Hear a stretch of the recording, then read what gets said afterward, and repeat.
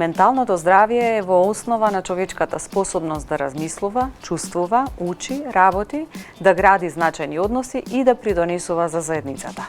Тоа е суштински дел од индивидуалното здравје и основа за здрави заедници и народи. Во оваа приказна ќе говориме за менталното здравје кај младите луѓе.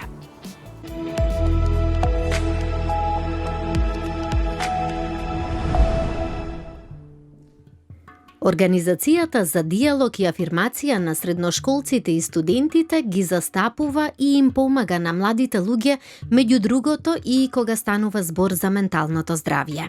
Да се навратам минатата година, во октомври, организиравме национален средношколски самит, кој што беше првиот таков тип на настан во оваа држава и мислам дека беше еден од најголемите средношколски настани.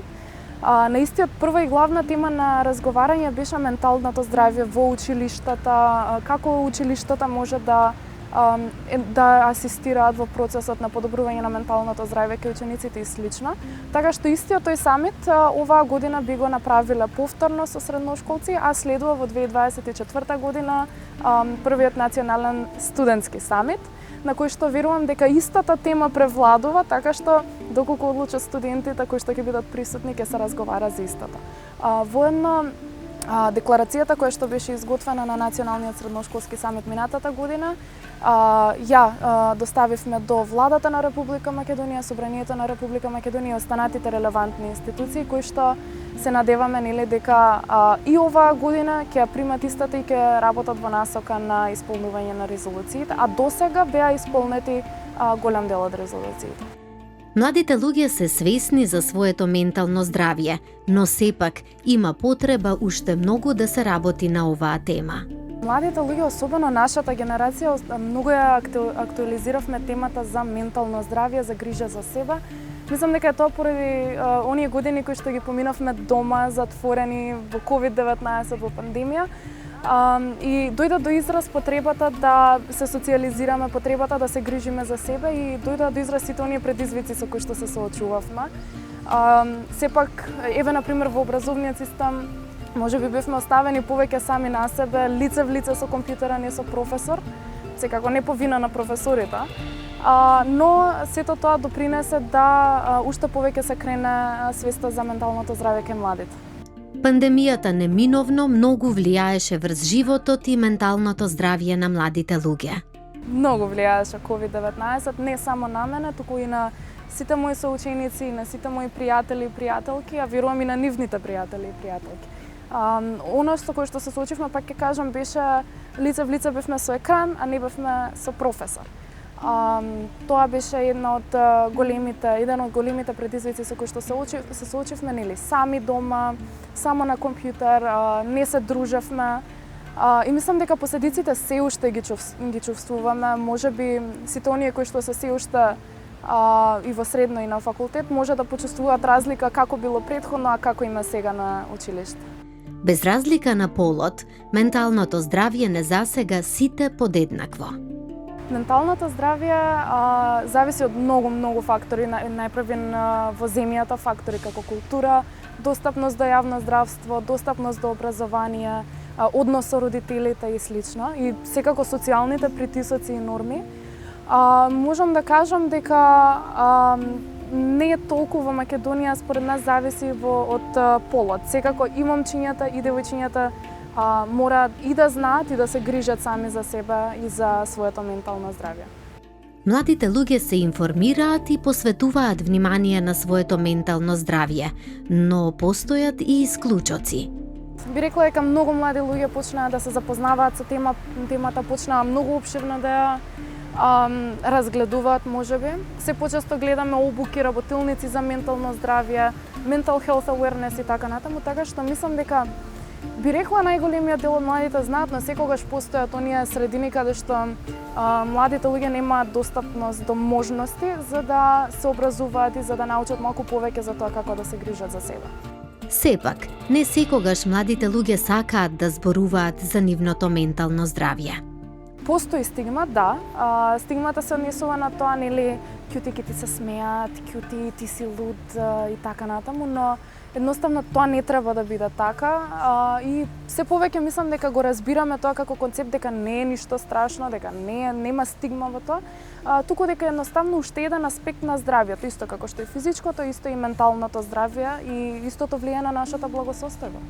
Возрастните секако можат да им помогнат на младите луѓе околу важноста на менталното здравје.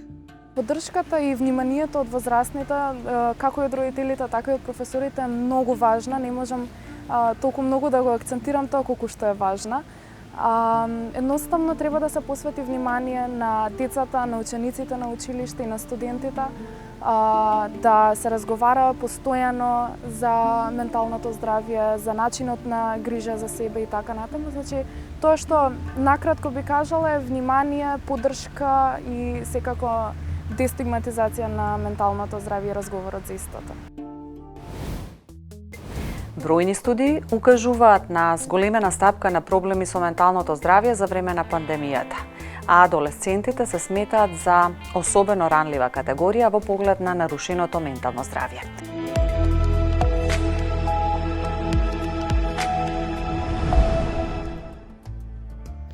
Физичките, емоционалните и социјалните промени во периодот на младоста, заедно со различни генетски фактори и фактори од средината, може да придонесат до развој на различни проблеми со менталното здравје кај младите.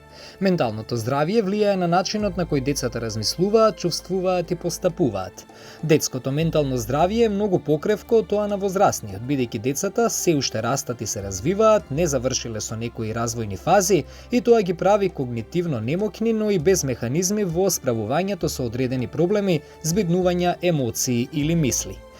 Детето е родител на човекот, така да некако во детството исклучително многу треба да се внимава на менталното здравје на децата, заради тоа што тие работи што се случуваат како трауми, некакви нарушувања кои што може да се случат во детството продолжуваат и понатаму.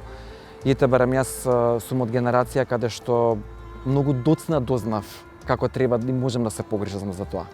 Денеска многу повеќе постои свесност каде што деца, тинејџери, возрастни луѓе сите се грижат на било каков начин, дали е тоа преку активности, дали е тоа преку припаѓање на некаква група, дали е тоа преку посета на психотерапија.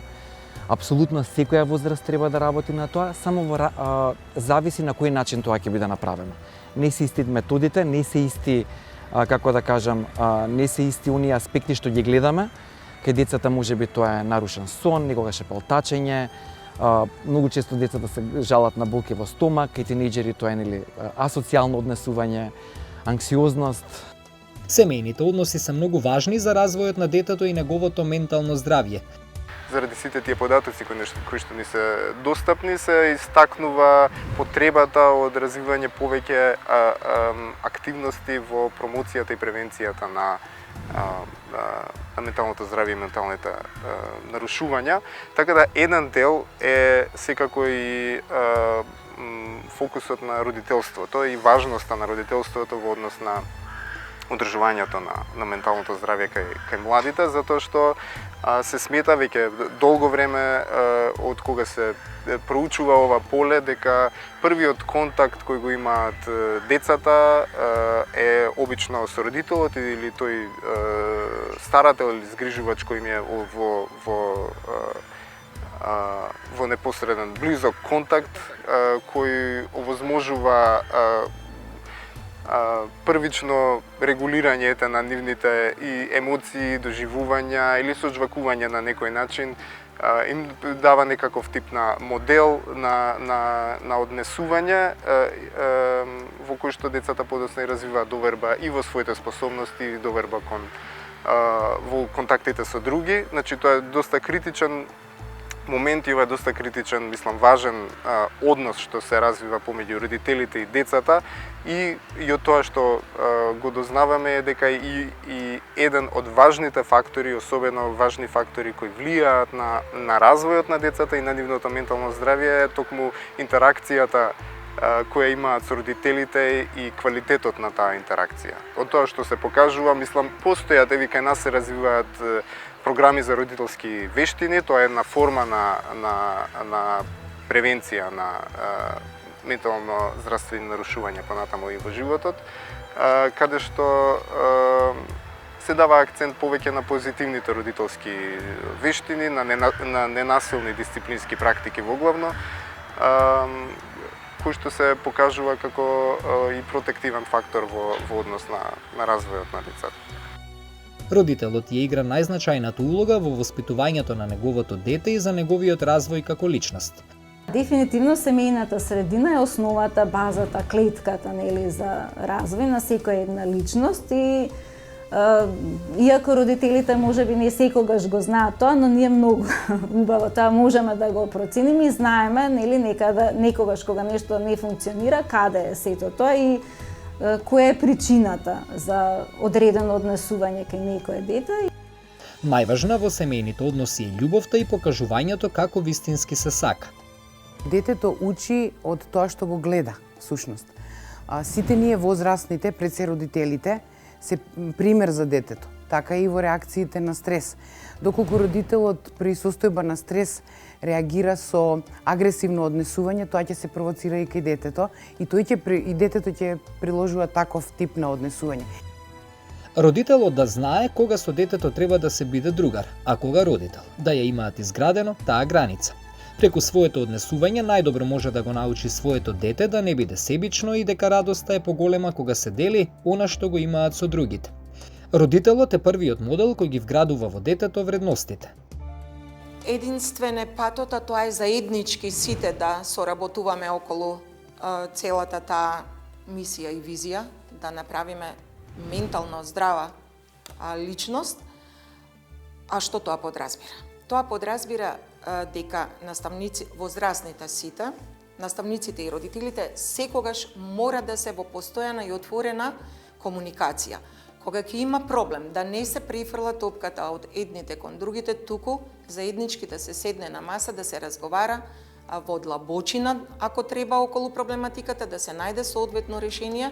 Симптомите може да бидат многу индивидуални, значи да се разликуваат од поединец до поединец, од заедница до заедница, заради тоа што тука се вклучени бројни фактори кои го вклучуваат и нашето индивидуално функционирање, наши индивидуални карактеристики, но вклучуваат и фактори од нашата средина, првично нашата поблиска средина, па понатаму како што се развиваме и од нашата подалечна средина. И тука се вклучени многу од овие и предизвици и искуства со справување со овие предизвици, со достапните наши ресурси или нашите снаги, што може да ги прават овие знаци различни од човек до човек, но воглавно нешто што може да се забележи, нешто што вака често се јавува, се промените со спиењето, значи одредени периоди на проблематичен сон, на нарушен сон, на нарушен апетит, може на промени во расположението да се јават, на некоја подолготрајна напнатост, што е малку невообичаена можеби за нас. И воглавно во моментот често што го забележуваат луѓето е кога ќе започнат да делуваат на начин кој што не им е типичен како претходно, например да имаат послаби постигнувања со учењето кај помладите. Според СЗО на глобално ниво, 1 од 7 деца на возраст до 19 години ќе пројави ментално нарушување. Менталното здравје е нешто што се одржува во текот на целиот живот. Тешко е да кажеме дека постои момент каде што е тоа особено важно или некој особено критичен момент, се одржува во текот на целиот живот, но сепак постојат посензитивни развојни периоди кои што ни се познати, каде што можеби во оваа возраст лицата се под зголемен можеби ризик, каде што можеби сепак не ги имаат пронајдено ресурсите, сепак се соочуваат со нови искуства животни, се соочуваат со одредени искуства од средината исто така кои може негативно да се одразат кон нивното ментално здравје и особено тука за овие сензитивни периоди зборуваме обично за детството и аделесценцијата, затоа што познато е од досега достапни податоци кои ги имаме дека речиси половина од менталните нарушувања се јавуваат некаде до почетокот на аделесценцијата, веќе 3/4 3/4 од нарушувањата се јавуваат до 24 годишна возраст, што е пак еден посериозен индикатор за кој развоен период би го сметале за особено сензитивен, вака за поддршка, за промоција, за превенција на менталното здравје особено. Овие се сепак младите се лица во развој, каде што некои топорва ги учат вештините и наоѓаат начини да се справуваат со некои животни искуства. Депресијата, анксиозноста и нарушувањата во однесувањето се најчести проблеми кај младите. Направи глобална промена искуството со вирусот COVID и со пандемијата. Гледаме дека донесе и некоја прилика да често почнува да се зборува за оваа тема. Забележавме овие особено рестриктивни мерки што досега и од нашето животно искуство се немаме соочено со таков тип на мерки, да сме дома, да сме затворени, да внимаваме околу човечките контакти или да ги редефинираме некако во тој период тие човечки контакти, изгледа дека направи голема промена во однос на менталното здравје, особено кај млади. На клиниката спроведовме и истражување токму во тој краток период после пандемијата, каде што се забележа дека се појавил раст на особено на депресивност и анксиозноста кај младите и пад на квалитетот на животот кој они си го изјавуваат, но исто така и кај родителите. Некоја речиси третина од младите изјавиле дека имаат потешкоти од типот на депресија и анксиозност. Хиперактивноста и проблеми со вниманието се исто така дел од проблемите со кои се соочуваат младите, а самоубиството е четврта поред причина за смрт помеѓу 15 и 19 годишните. Избегнување контакти со луѓе, изолирање, немање желба да се излезе од дома, многу често пример кај тинејџери е спомнување самоубиство и сето тоа. Така да тие се многу фактори кои апсолутно треба да се пристапи сериозно кон нив и да се работи на менталното здравје. Истражувањето кое заедно го работеа Универзитетската клиника за психијатрија Скопје со поддршка од УНИЦЕФ и USAID беше презентирано во јули годинава. Податоците од него покажуваат дека речиси 30% од адолесцентите имале умерени до тешки симптоми на депресија. Само повредувачки мисли се регистрирани кај повеќе од 1/4 од адолесцентите, 25,5%. Додека во последниот месец 8,7% од адолесцентите изјавија за постоење на мисли за самоповредување. Дополнително 42,1% од адолесцентите изјавија за постоење на умерени до тешки симптоми на анксиозност. И оваа студија покажа дека девојчињата се позасегнати од анксиозност и од депресивни симптоми во споредба со момчињата, што може да се должи на биолошката подложност, пониската самодоверба, повисоките стапки и поголемата ранливост на насилство, како и на социјалните нееднаквости. Ова истражување придонесе за иницијативата за национална стратегија за ментално здравје кај младите, која беше предмет на јавна расправа во собранието. Таа треба да вклучува мерки и области поврзани со раната интервенција и детекција на вообичаените ментални нарушувања кај младата популација.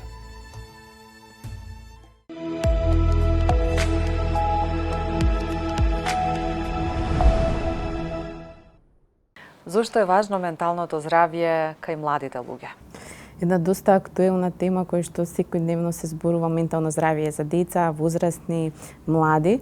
Пред се менталното здравје е во основата на човековата способност да учи, да чувствува, да размислува, да гради одредени релации, при тоа да придонесува за заедницата и е од круцијално значење во целото индивидуално здравје. Јас би рекла дека менталното здравје не е важно само за младите, туку баш за секоја возраст, тргнувајќи од самото раѓање на детето, иако често пати и родителите знаат да прашат, нели сепак е дете, како чувствува, што е тоа ментално здравје, но од самиот старт потребно е да се негува тоа ментално здравје и да се вложува во истото. Колку родителите знаат да им помогнат на младите да се грижат за своето ментално здравје? Каква е нивната улога во таа насока? Пред се, родителството е улога за која што нема титула повредна од таа, со тоа носи и многу голема одговорност. Кога зборуваме за родителство, зборуваме јас конкретно за свесно родителство, а тоа не значи викање, не значи агресивна комуникација, не значи проект на нашето дете. Мислам дека овие генерации, вклучувајќи ми и мене, некако имаме потешкотија во однос на таа улога за родителство, затоа што сите оние транзиции кои што ги поминале нашето општество влијаат на тоа каков родител ќе бидеш во иднина и односно од какво семејство потекнуваш ти. Родителството е главната алка, семејството, односно семејниот систем е главниот систем каде што детето ги стекнува првите знаења и првите искуства, но секако тука големо влијание имаат и другите системи, односно предучилишните, училишните системи, високото образование и се она кое што го обкружува детето. Често пати, кога ќе им спомниме на родителите дека родителството е една едукација, нема конкретен рецепт како да се биде родител, има одредени насоки кои што ние ги даваме, одредени задачи кои што детето треба да ги исполнува согласно неговата возраст. За да се биде родител, јас секогаш кажувам секоја чест на оние родители кои што се решиле да бидат родители и секоја чест на оние родители кои што сваќаат дека таа улога е премногу тешка за нив и едноставно се насочуваат на други аспекти од животот. Така да родителството не е за децата, родителството е на двајцата брачни партнери, односно на возрастните. Често пати се случува да се станува родител за да се задржи брак, се станува родител за да се задржи една одредена релација и тоа е доста погрешно затоа што сето тоа влие на менталното здравје понатаму на децата. Колку во таа насока родителите знаат да ги препознаат емоциите кај своите деца и да им помогнат? Колку и децата знаат да препознаат кога имаат лутина, без, гнев? Колку знаат да ги управуваат тие емоции? Мислам дека има една стара поговорка која што вели дека децата се огледалото на родителите. Јас малце би кажала дека родителот е огледалото и детето го пресликува неговото однесување. Свесното родителство представува токму тоа да родителот пред се разбери себе, ги разбери своите емоции и само на тој начин ќе може да ги разбере потребите на детето.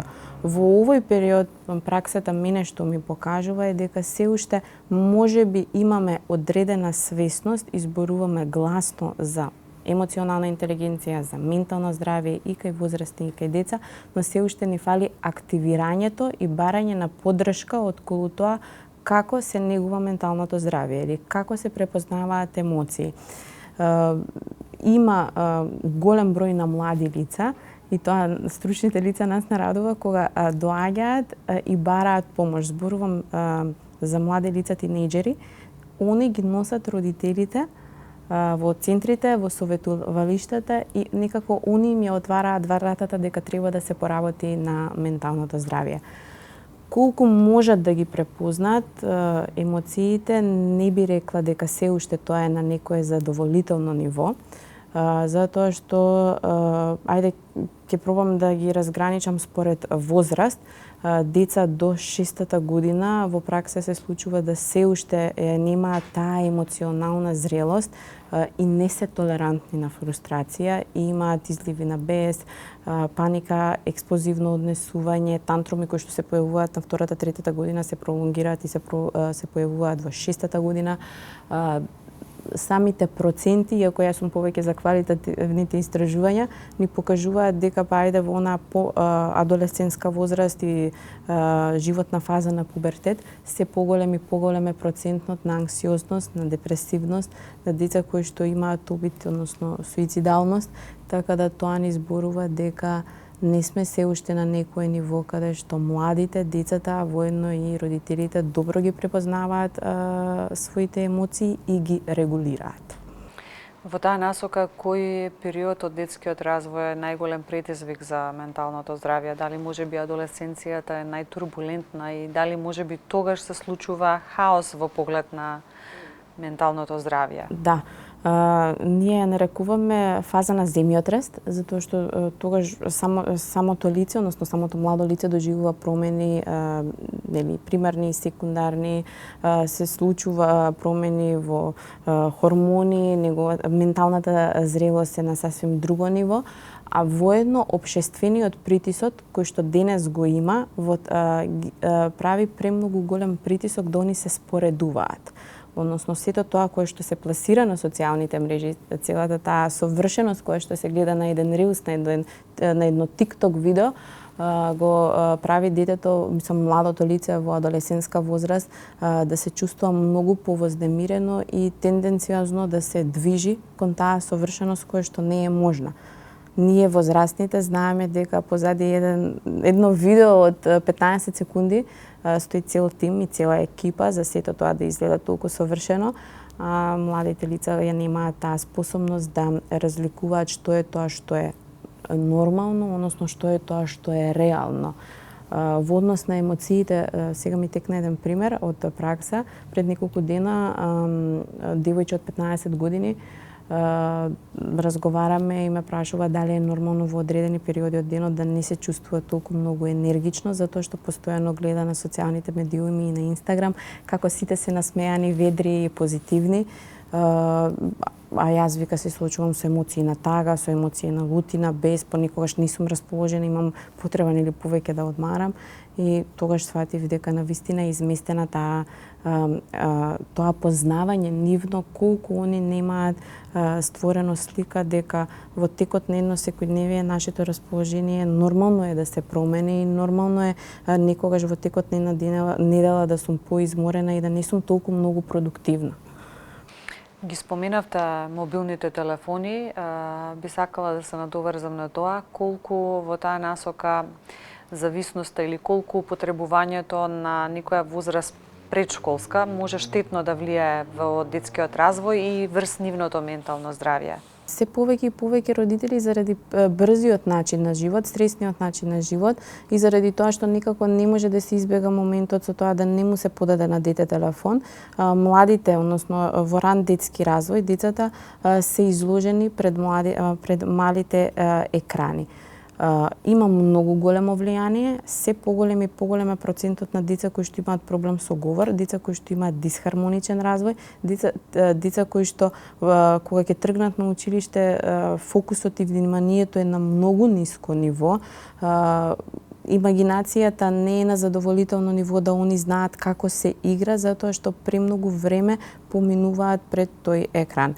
Доктор Шефали кажува дека она се занимава со свесно родителство и експерт во делот на родителство, кажува дека до 12-тата година едно дете не треба да биде изложено на паметен телефон или екран како и да е, со тоа што самата мозочна структура не е во состојба да ги контролира и да ги прима сите оние информации кои што нели доаѓаат од одредени видеа, видеоигри и одредена содржина која што се пласира на телефон.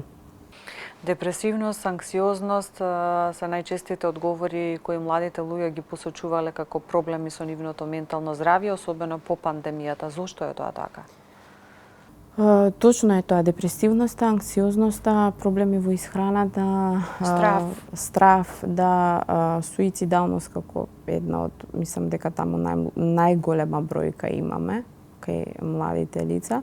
Пандемијата не стави во еден бабл, каде што сите бевме многу мирни, се изолиравме и јас ја гледам социјалната изолација како најголем тригер за после тоа кога веќе влеговме во една нормала, не знаевме како да се справиме со неизвестноста, постојано бевме на штрек, а посебно младите лица, односно младите кои што во период на адолесценција и пубертет најмногу за добар раст и развој и здрав развој во тој период, во таа животна фаза, најпотребен им е социјалниот контакт. Нив тоа им беше скратено. Тоа е многу голем тригер за денес да имаме нели повисоки бројки на анксиозност, депресивност. Не би рекла дека е само заради пандемијата, има и други фактори, нели семејството, окружувањето, средината, булингот кој што е активен. Би сакала да ги споменеме и оние трауматични искуства кога ќе загубат некој, еве тука е разводот, но тука е и загубата на починување, смрт на еден од родителите. Како тие влијаат на детското ментално здравје, на кој начин да се постапува, постојат ли некои техники кои што можат да помогнат во такви ситуации?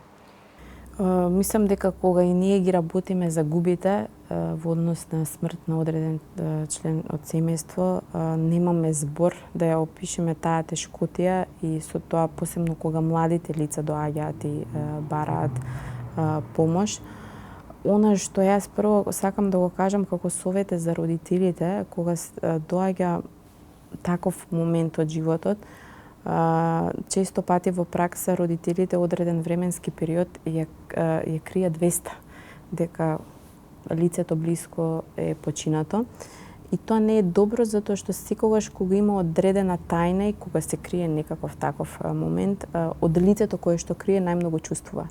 Присутно е во воздухот, присутна е темата, но сите кријат и не го споделуваат. Соодветно возраста, на соодветен начин, дали има разлика како ќе се сподели на дете од 4 години, како ќе се сподели на дете од 15 години, треба да биде споделено. Потребно е тогаш семејствата се сите заедно, потребно е веднаш да побараат стручна помош, има процес на оджалување, процес кој што фази кои што ние ги поминуваме, техники кои што им ги даваме согласно нивните потреби. Тоа е една фаза која што не може туку така да се пролете и веднаш да продолжиме да си ги завршуваме нели активностите и животните задачи кои што се пред нас. Кои се препораките за зачувување на доброто ментално здравје кај младите луѓе? На кој начин и родителите да пренесат некаква поука, некаков пример кој што ќе биде позитивна пракса од страна на нивните деца? Јас кажувам дека на целото општество му треба промени, односно ни требаат системски решенија, не само на родителите, не само на децата. Кога секој би тргнал од себе и секој би побарал некаква едукација во однос на менталното здравје, би имало сигурно некаков помак во однос на тоа и кај младите, затоа што ние младите учиме од повозрастните. Децата учат од нас помладите и во однос на покажувањето на емоциите и во однос на однесувањето, затоа што пак однесувањето е подкрепено од тоа како ние се чувствуваме. Така да кога секој би тргнал и се запрашал како јас придонесувам за некој друг да реагира, односно дали луто, дали агресивно, мислам дека ќе имаме промени. Дали на децата им требаат и малку повеќе дружби во природа, никакви физички активности кои што исто така може да донесат бенефити за менталното здравје? И на децата и на младите движењето, природата, негувањето на социјалниот контакт е нешто кое што во многу голем процент придонесува за добро ментално здравје, посебно па и за оние деца кои што се во ран детски развој, односно до 6-та година, движењето им овозможува да ги развиваат своите когнитивни способности. Говорот како највисока когнитивна способност се усовршува кога детето е активно, кога детето скока, игра и со другарчиња, разменува информации, така да дружбата во природа, контактот со природата е еден од многу значаен елемент кога станува збор за грижа за ментално здравје.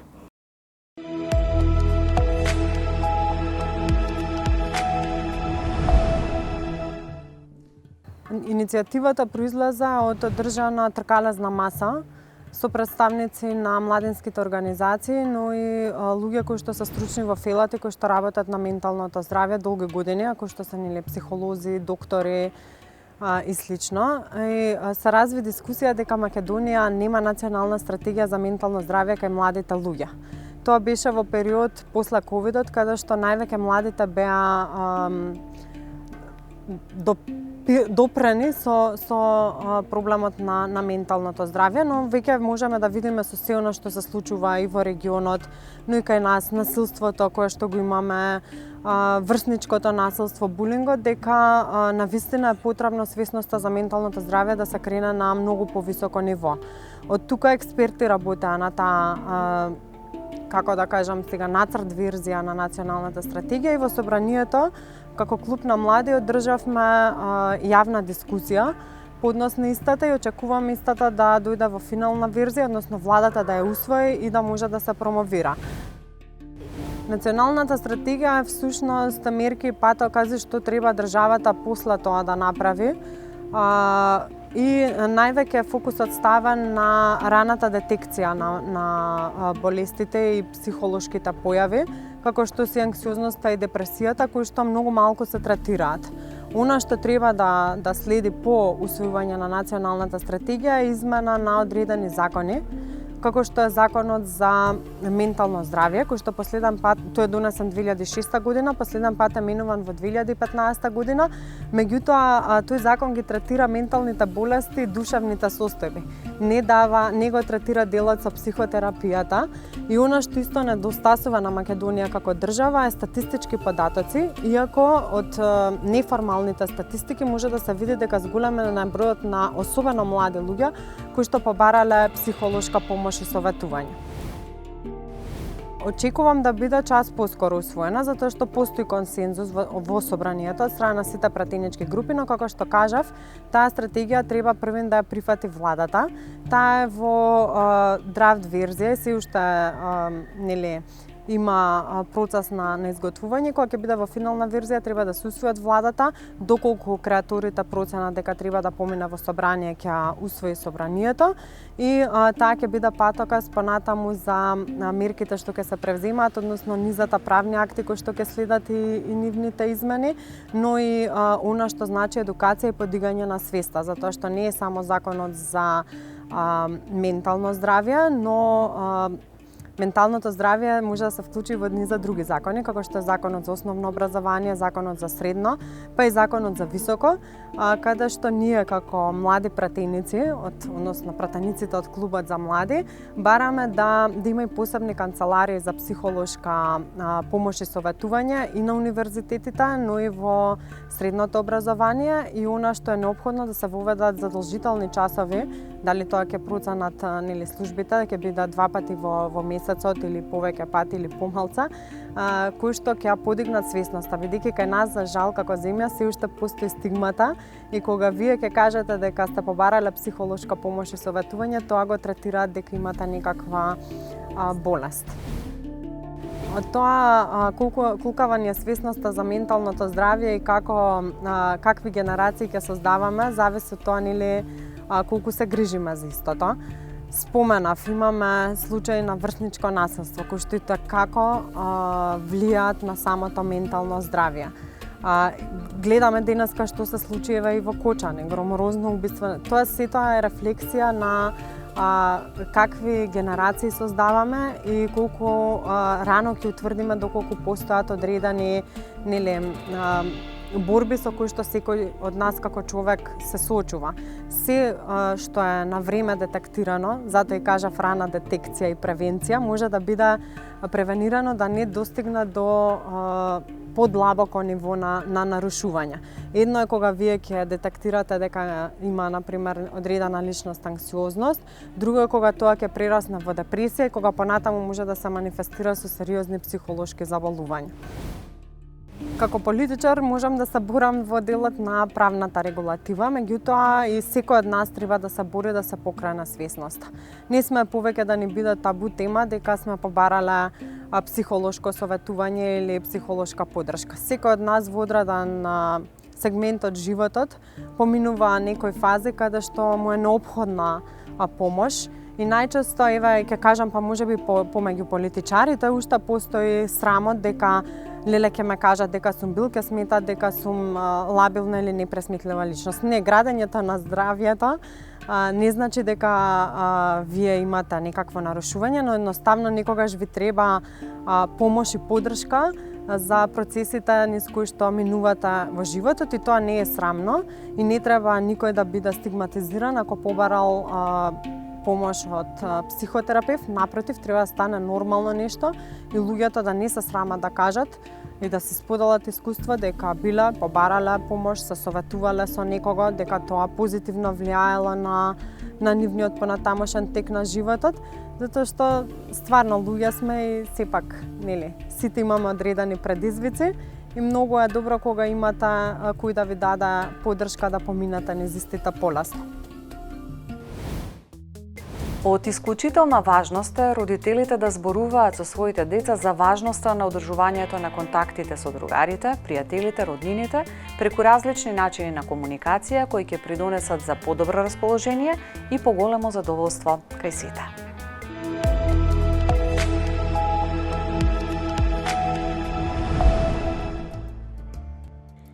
Како и физичкото здравје, менталното здравје и кај младите луѓе не е само отсуство на болест или нарушување. Тоа ја вклучува емоционалната, психолошката и социјалната благосостојба. Дополнително значи и успешно справување со различни стресни ситуации, способност за градење врски, приспособување на промени, реализирање на сопствениот потенцијал, задоволување на своите потреби, придонес во социјалниот свет и развој на вештини за најразлични животни ситуации. Тие навистина не можат да си ги препознаат своите емоции, особено во периодот на адолесценција. Зошто?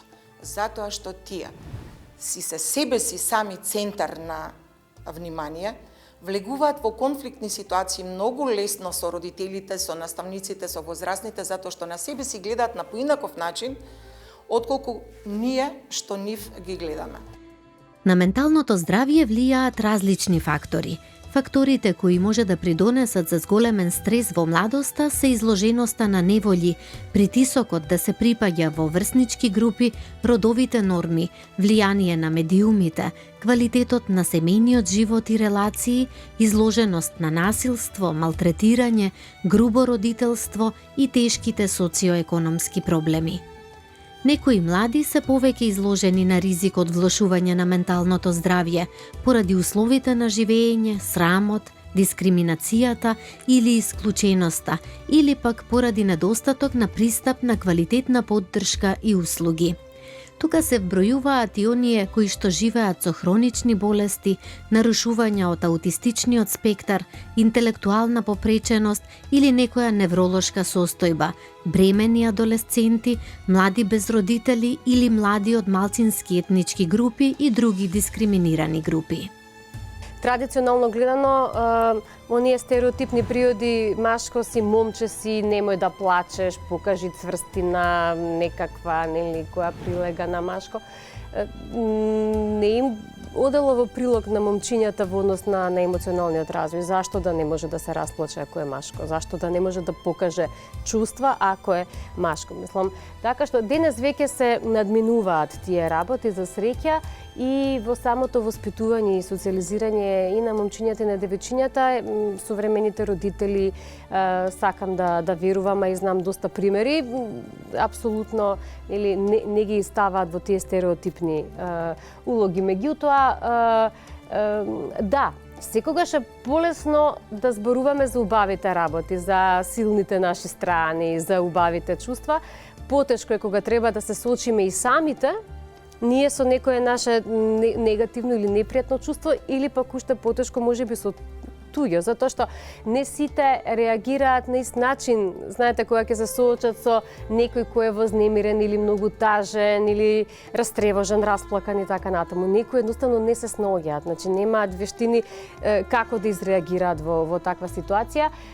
И, например, може да се случи веднаш да почнат да го тешат. А можеби тоа не му треба, можеби му треба да се исплаче, можеби му треба тишина, само некој да биде покрај него да го ислуша и да му даде простор да истагува, да се исплаче, затоа што некогаш плачењето, знаете, има лечебна функција.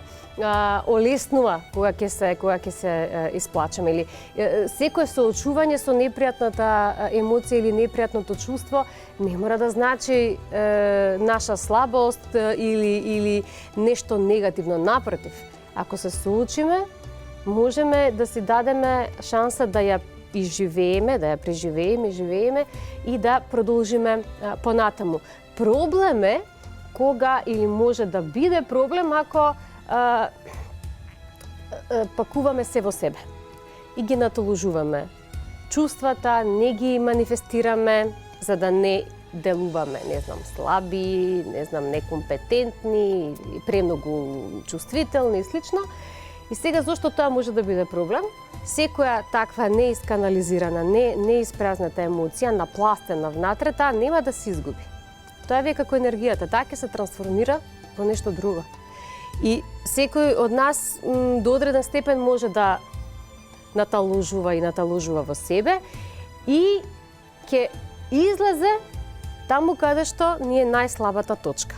И за жал некогаш може да заврши и во соматизирање, во психосоматика. Родителите, но и воспитувачите треба да ги препознаат предупредувачките знаци кои може да укажат на нарушено ментално здравје. Неспиење или проблеми со спиењето, промени во однесувањето како агресивност или повлеченост, промени во расположението, страв, училишна анксиозност. Повеќе истражувања покажуваат дека најчестите симптоми кои се јавуваат кај младите се чувство на тага, раздразливост и нервоза. 1 од 4 адолесценти изјавува дека најмалку еднаш неделно се чувствува нервозно, но и раздразливо или пак не може да заспие.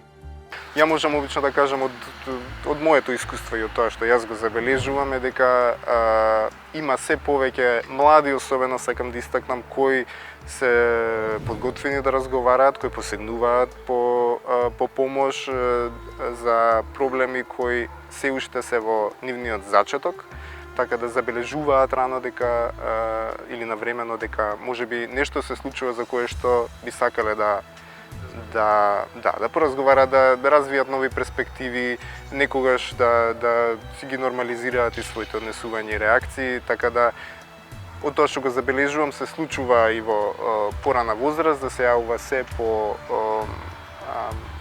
порано за одреден тип на нарушувања. Барањето стручна помош ќе го закрепне менталното здравје на детето, но и ќе го научи да си ја бара својата интегрираност и да одржува ментална хигиена. Одењето на психолог е табу поради предрасудите и стереотипите кои се уште постојат во однос на менталните болести и стравот од нив, стравот од етикета и од тоа што ќе кажат другите. Некогаш стравот од соочувањето со себе и животните тешкоти, односно личните отпори.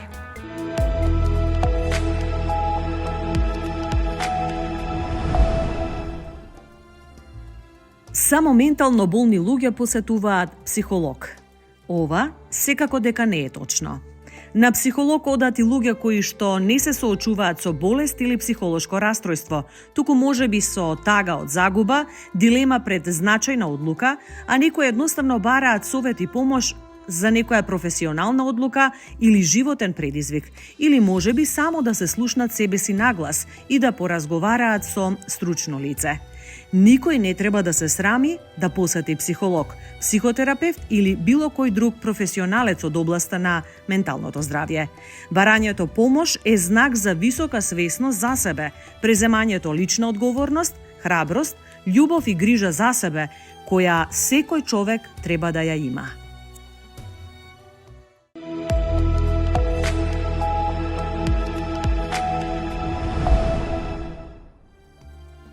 Термините страв и анксиозност се слични по значење, но сепак постојат неколку разлики.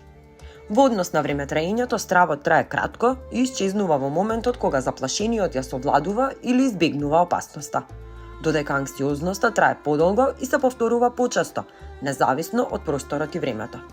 Стравот и анксиозноста се реакции на опасност, но во случајот со стравот, опасноста е јасна и објективна, додека во случајот со анксиозноста, таа е скриена и субјективна. Со други зборови, стравот секогаш е врзан за некој одреден објект и ситуација, додека анксиозноста е неодредено емоционално доживување. Децата најчесто учат според модел, па така доколку родителите се грижат за своето ментално здравје, на децата ќе им биде полесно да ги препознаат добрите навики и вредности. Тоа беа поуките кои што ви ги донесовме во оваа приказна. Довидување!